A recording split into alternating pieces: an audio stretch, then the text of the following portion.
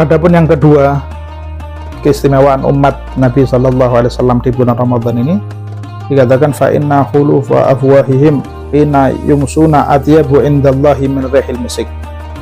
Bahwasannya bau mulut daripada mulut mereka, ini orang-orang yang berpuasa, ketika mereka sudah masuk di sore hari, atyabu indallah itu lebih wangi ya, di sisi Allah min rihil misik, daripada bau daripada minyak misik.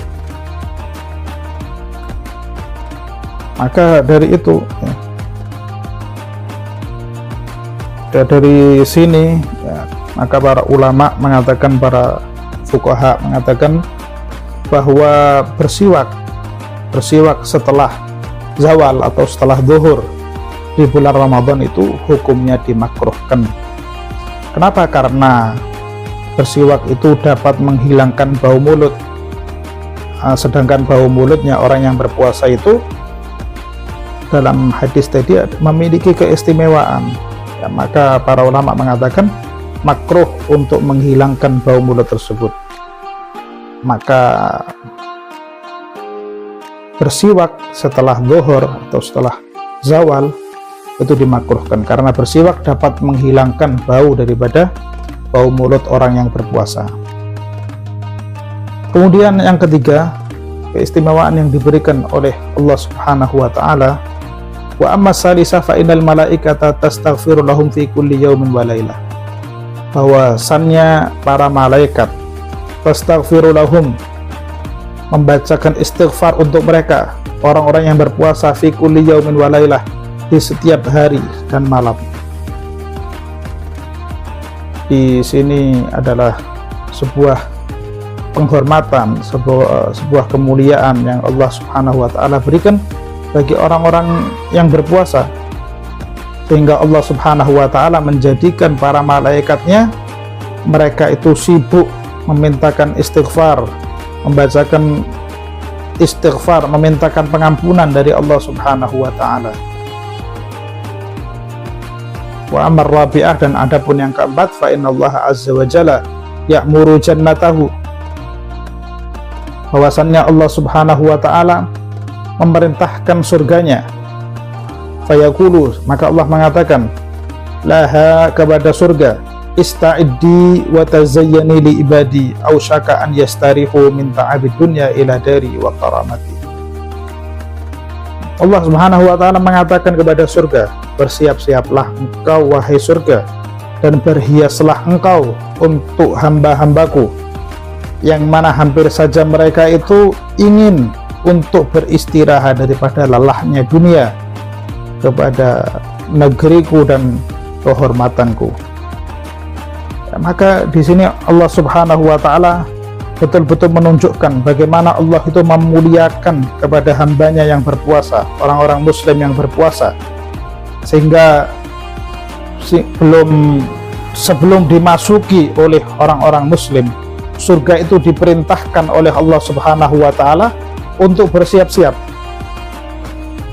Kalau kita analogikan, kita misalkan dengan kehidupan kita di dunia, kalau kita itu kedatangan tamu orang yang biasa, mungkin kita tidak akan sibuk untuk mempersiapkan rumah, membersihkan rumah, atau menghias rumah segala macam ya. Tapi ketika kita kedatangan tamu yang istimewa, ya, bayangkan saja misalnya seorang bupati atau seorang wali kota datang ke rumah kita ya, maka mungkin 1 bulan 2 bulan sebelumnya kita sudah bersiap.